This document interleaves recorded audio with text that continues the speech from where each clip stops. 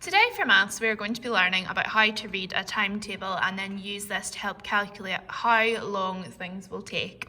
So I've got an example of a timetable up on the screen for you. And you can see this is a bus timetable and it shows the times of some buses that travel from Cambridge to somewhere called Whittlesford. So that's the last stop on some of the buses. Some of them stop a little bit earlier. So when you look at a bus timetable, it's quite normal to kind of read across the way, but when we look at a bus timetable, it goes down the way. So we can see that the first bus that stops at Cambridge stops at 7:05 in the morning. So it doesn't then obviously just go all the way around back to Cambridge again. It goes on to these different places. So if we look at this, it starts here at 7:05 and then it travels to Trumpington, Great Shelford, Stapleton, Sawston. This bus doesn't stop at Pampersford. So you can see here that there's no stop there, which means it just doesn't stop. It goes on past it. And then it finishes up by stopping at Duxford, Wheatsheaf. So that's its last stop. You can see there's no more on the timetable. And then that's that bus service done, and that bus will go on to whatever the next job is. Now, if we look at the next one, it's slightly different. So it stops at all the first 4 stops, but it misses out Sawston and does stop at Pampersford, and then that's it done. We look at this one here stops at everything up to Pampersford, and then it goes on and stops at the War Museum, and that's it finished there. And then again, this one is a wee bit different. It stops at the first 5 stops, skips Pampersford, stops at Wheatsheaf, Duxford, Wheatsheaf, skips the War Museum, and then goes on to Whittlesford. So that's a kind of basic example of a bus timetable. Now, say I was to ask you how long the bus takes between some certain stops. How do you think we could work that out? Okay, so what we do is we look at the times where it stops. So if we look at the first bus, it starts from Cambridge at 7:05. It then goes to Trumpington and it gets there at 7:16. So if it leaves Cambridge at 7:05 and arrives at Trumpington at 7:16, whatever the difference is between those two times must be how long it takes. So we can count on up to the next time. So I'll count 5 more minutes, would bring me to 10 past, and then add my 6 minutes, which would bring me to 16 minutes past. So it would be 11 minutes in total. Now you can use your timeline working out method that we learned last week to help you do this when you're doing it. We can also work out how long it takes for the whole service, for example. So say, for example, I said, how long does the 7:05 service take before it's finished or until its last stop? So we can look and see that it starts at 7:05 and it ends in Duxford at 7:45. So if we find the difference between those two times, we can calculate the whole time that that bus took to complete that first trip. So it was 40 minutes because we started at 7:05 and ended at 7:45 or 7:45 a.m. So you can see there we can use our timetables to calculate how long things take. We can also calculate between multiple stops, for example, how long between Trumpington and Sawston, just by using the same method. So let's look at a few of these questions and we'll talk through how we would do them. I want to go to the Duxford Imperial War Museum. Which bus should I catch from Cambridge? So we know that they want to end at the War Museum and they know that we're starting from Cambridge, because if you're catching the bus, that's when you get on.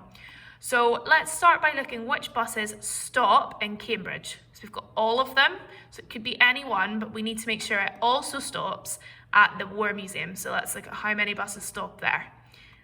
So we've just got this one, so you would say that the person would need to catch the 8:35 from Cambridge in order to get to the War Museum.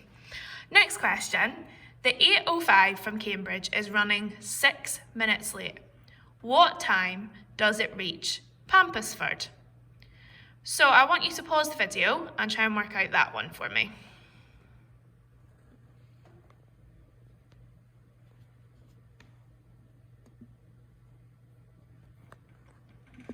Okay, it's a bit wonky.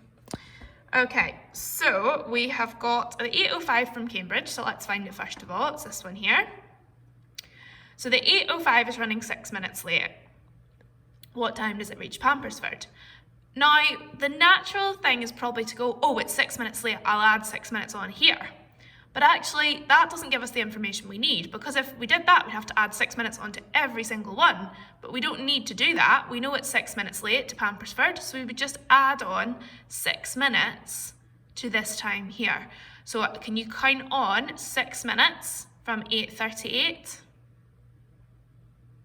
So that would give you 8:44. So if you got 8:44, well done, that is correct. All right, let's look at the next question.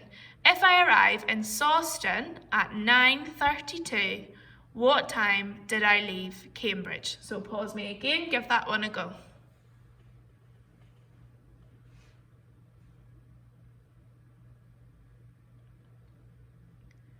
Okay, let's have a look at that one. So if I arrive in Sawston at 9:32, well, we know they're in Sawston at that time, so let's look at what the stops are for Sawston. We've got 7:32, so it's not that one, 9:02 and 9:32 here. So we can see that it must be this bus, and that left Cambridge at 9:05. So it would be the 9:05 or 9:05 from Cambridge. And finally, how long does the journey take from Great Shelford to Duxford Wheatsheaf? So pause me again, have a go at that one.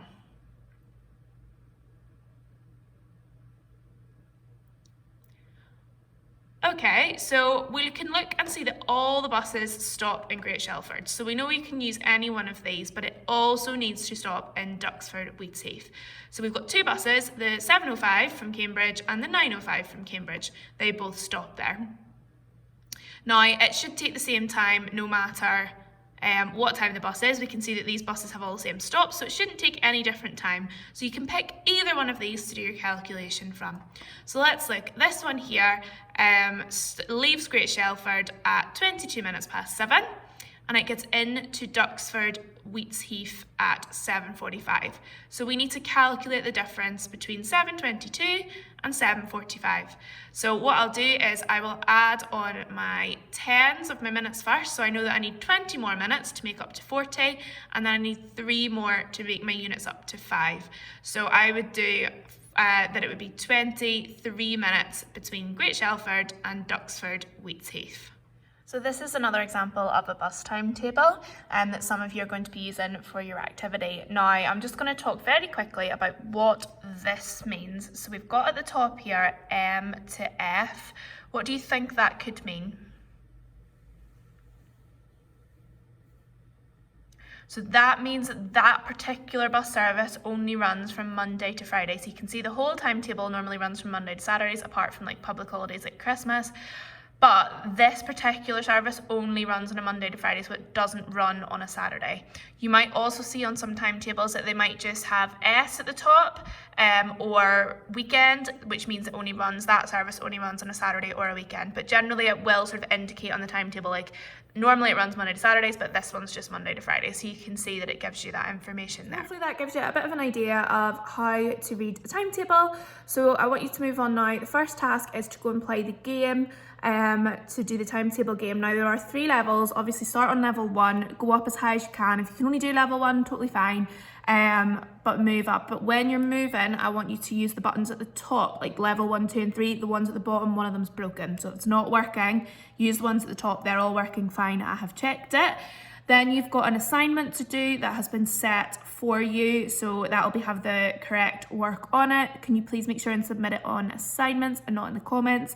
And then finally, you've got a task to do some questions of your own on the bus timetable from Dumfries to Lockerbie that stops not moving. So I want you to try and write those 10 questions for me.